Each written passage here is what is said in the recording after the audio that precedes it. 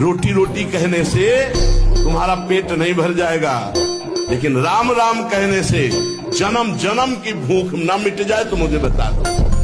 ये जब मर के जाएंगे तो एक बार राम के लिए भारी पड़ेगा यमराज को निर्णय करने के लिए। नाम की गर्जना से जी रहे हैं, नाम की गर्जना से दहाड़ रहे हैं, नाम ही हमारा जीवन है। सामने आके बात करे जिसको लगता हो नाम में कितनी ताकत है। ठीक है, आपकी पहली सीढ़ी ब्रह्मचर्य है।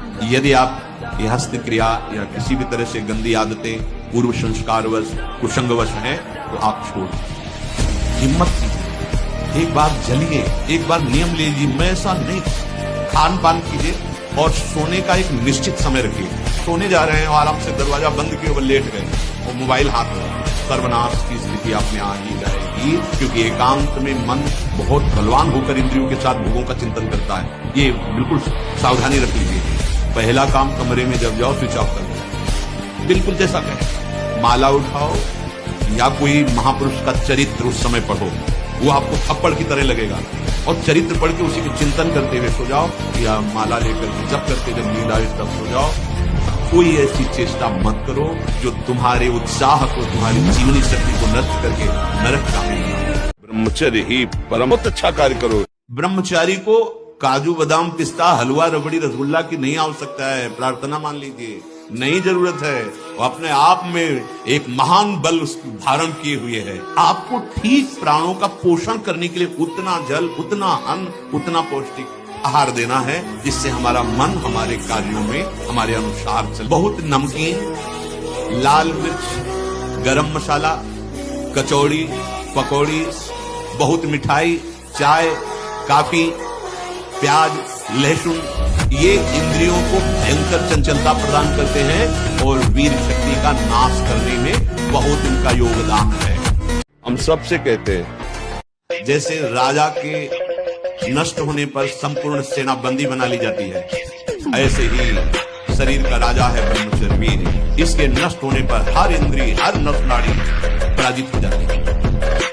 आंख, नाक, कान, जिह्वा, वाणी, पैर, त्वचा, आंतें और इंद्रिया, इस सब असमर्थ हो जाती है। पाचन शक्ति पर बहुत बुरा प्रभाव पड़ता है। अब ये नाश नहीं तो और क्या, जीते जी नाश। हस्त क्रिया से संपूर्ण शरीर ढीला, फीका, दुर्बल, कमजोर और रोगों का प्रादुर्भाव होने लगता है। तो ब्रह्मचर्य कैसे ठीक हो? हमारा संग ठीक नहीं, हमारा भोजन ठीक नहीं, हमारा दृश्य ठीक नहीं, हमारा श्रवण ठीक नहीं, गंदी बातें देखे, गंदी बातें सुने, गंदा विचार आए, गंदी क्रियाएं करें, फिर ब्रह्मचर्य कैसे रहा जा सकता है? अगर सुधार करो तो अभी बहुत बढ़िया समय है, कोई ज्यादा अवस्था तो नहीं गई। ब्रह्मचर्य का जो हस्त क्रिया या अन्य अष्टमैथुनों के द्वारा वीर शक्ति का नाश करता है तो सफेद कीट ये नष्ट होने लगते हैं। अब जो लड़ने की सामर्थ्य थी प्रकृति से, गर्मी, सर्दी, बरसात, मान अपमान, निंदा, स्तुति और रोगों से, वो क्षीण हो गया। अब चिड़चिड़ा स्वभाव हो गया, एक निराशता, सुधार।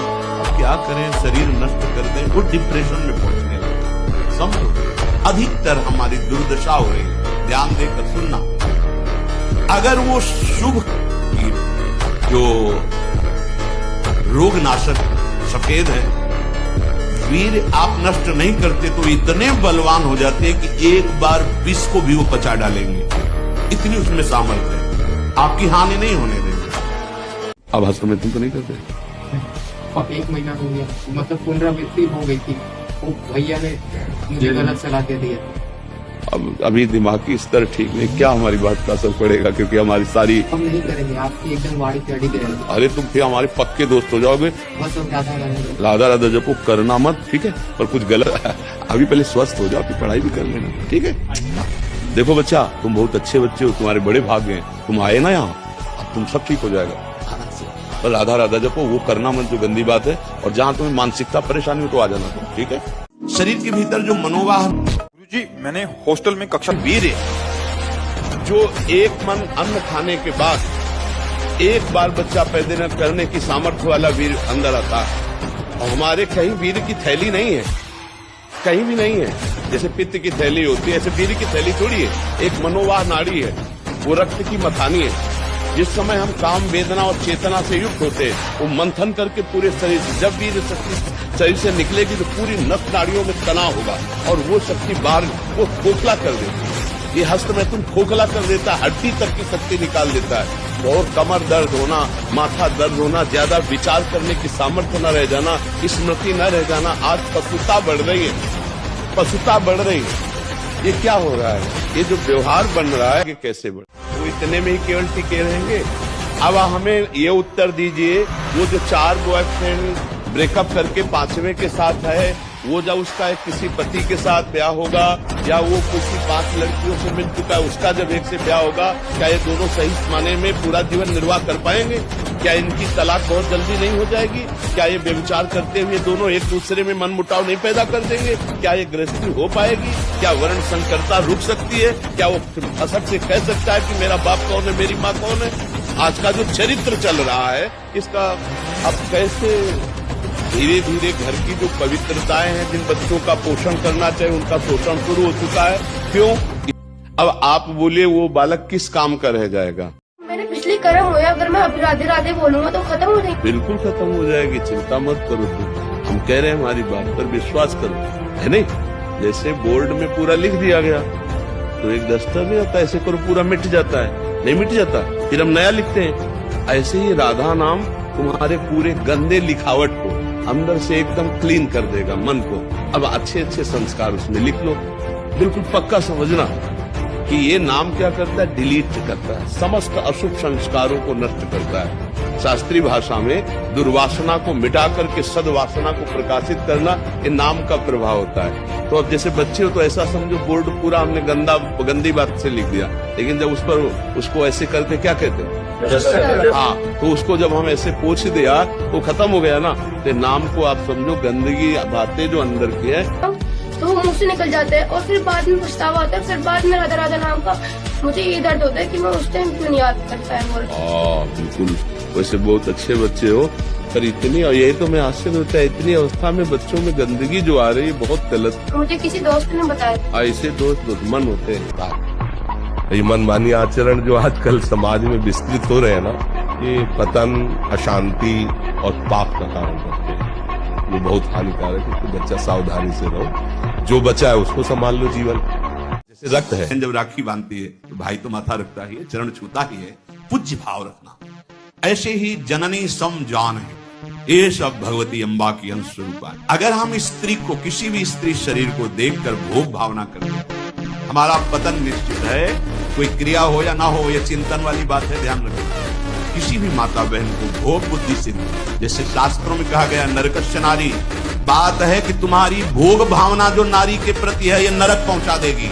माताओं बहनों की तरफ देख करके काम भाव से उनको देखना, तो तुम समझ लो नरक जाने का रास्ता फिट कर रहे। व्यायाम जरूर करो, अगर ना करते हो तो शुरू करो 5 मिनट से। 5 मिनट, हमारी बात मानो, 4 बजे उठ करके शौच स्नान करके यदि 20 मिनट व्यायाम करोगे रोज, तो आप देखोगे वरदान की तरह काम करेगा।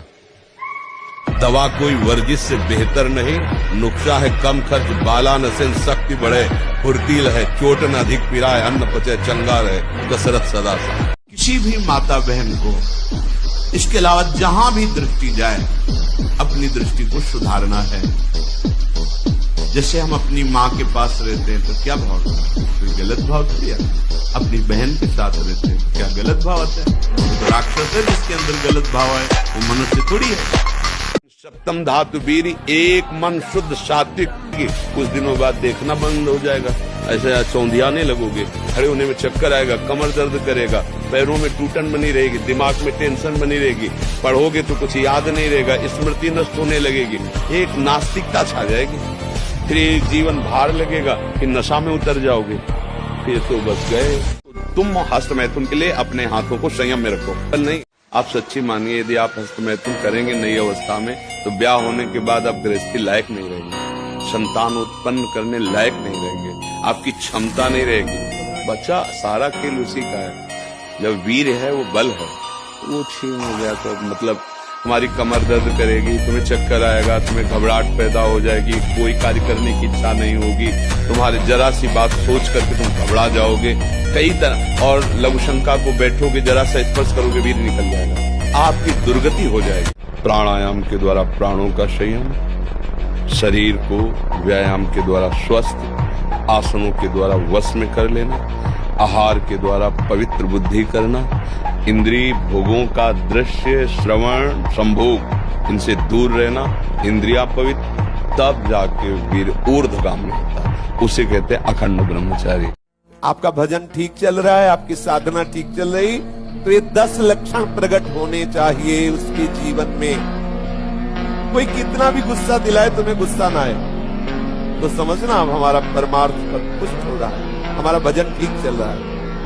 अक्रोध, कोई कितना भी गुस्सा दिलाएंगे, क्योंकि जब पढ़ाई कर रहे हो तो प्रश्न भी आएगा, ऐसे मिलेंगे। बेमतलब गुस्सा करेंगे, बेमतलब आपकी कोई गलती नहीं, फिर भी आपको धक्का लगाएंगे, आपको गाली देंगे, आपको कहेंगे पाखंडी कहेंगे, आपको कहेंगे ऐसा, लेकिन आप क्रोध ना करें। तब आप समझे कि हमारा वो बात ऊपर की नहीं, अंदर आपके हृदय में शांति बने, तो समझना आपका भजन ठीक चल रहा है। वैराग्य, वस्तु की उपस्थिति में भी वस्तु के भोगने की लालसा ना होना, वैराग्य। जितेंद्रियता, आपकी कोई भी इंद्रिय आपको परास्त न कर पावे, तो समझना आपका भजन परिपक्व हो रहा है। कोई कितना भी बड़ा अपराध कर दे तत्काल आप क्षमा कर दे, उसे दंड देने की भावना ना आवे, सब पर दया की भावना रखें। आपके ऐसे आचरण होने चाहिए, सब आपको प्यार करें, ऐसे आपके आचरण होने चाहिए। सर्वप्रियता, निर्लोभता, किसी से कुछ लेने की भावना ना हो, दानशीलता, मन वचन कर्म से दूसरे को देने की भावना हो, सुख देने की भावना हो, किसी से कभी कोई भय ना हो, निर्भयता, और कभी किसी भी परिस्थिति में शोक ना आने पावे। अगर ये 10 लक्षण जागृत हो रहे हैं तो आपका मार्ग बिल्कुल ठीक है, पुष्ट है, शास्त्र ऐसा परिणित कर रहा है। अक्रोध, वैराग्य, जितेंद्रियत्वम, क्षमा, दया, सर्वजन प्रियत्वम, निर्लोभ, दानम, भय, शोकहानम, ज्ञानस्य चिन्हम, 10 लक्षण। ये मैं बहुत गुप्त बात बता रहा हूँ। जो राधा किशोरी के इन 28 नामों का जप कर ले तो विश्व की कोई भी ऐसी कामना नहीं जो पूर्ण न हो जाए। राधा रासेश्वरी रम्या, कृष्ण मंत्राधिदेवता, सर्वाद्या सर्ववन्द्या, वृंदावन विहारिणी, वृंदाराध्या रमा, शेष गोपी मंडल पूजिता, सत्या सत्यपरा सत्यभामा, श्री कृष्ण वल्लभा, वृषभानुसुता गोपी, मूल प्रकृतीश्वरी, गांधर्वा राधिका रम्या, रुक्मिणी परमेश्वरी, परात्परतरा पूर्णा, पूर्ण चंद्र निभानना, मुक्ति मुक्ति प्रदादे, भव्याधि विनाशिनी। ये 28 नाम है अनुभूत। इनका जो पाठ करे, चाहे लौकिक कामना चाहे परलौकिक कामना, बहुत जल्दी आपको परिणाम दिखाई देगा। हमको लगता है सबको पहले भगवान। अभी कल हमको किसी ने बताया था, तो बोले वो नौकरी करते थे प्लास्टिक फैक्ट्री में, और वो पाइप फट गया, पूरा प्लास्टिक जो द्रवित प्लास्टिक है वो जिंदा जल गया। वो चिंतन तो हुआ ना। अब जैसे अपने लोग दूसरे जीवों को जला के खा रहे ना, ऐसे पैर बांध दिए उनको भूंज रहे, तुम्हारे पैर भी नहीं बांधे जाएंगे, जिंदा भूंज जाओगे। कर्म तुम्हें बख्शेगा नहीं, ध्यान रखो। दुख यो नया रसेंद्री के स्वाद के लिए तुमने उन असमर्थ पशुओं को, पक्षियों को अपने स्वाद का कारण माना है, उनके मांस। प्लास्टिक और वो भी द्रवित, मतलब गर्म पिघली हुई सीधे पूरी है। कितना कष्ट हो, थोड़ी देर तदात्म होके देखो।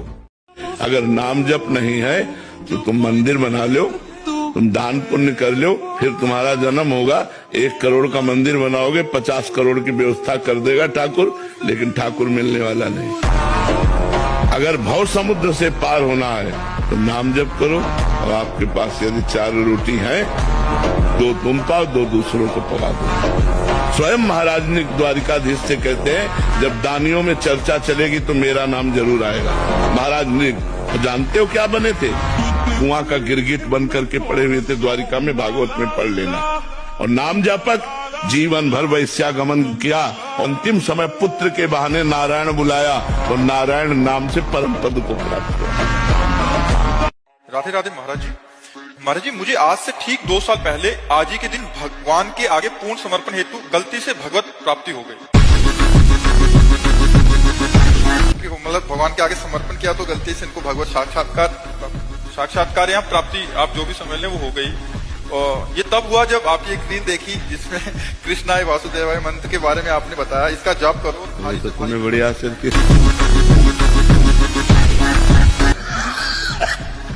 अरे बच्चा, क्या पूरा जीवन। चलो भाई, तुम भगवान कृपालु, कभी भी किसी के सामने आ सकते।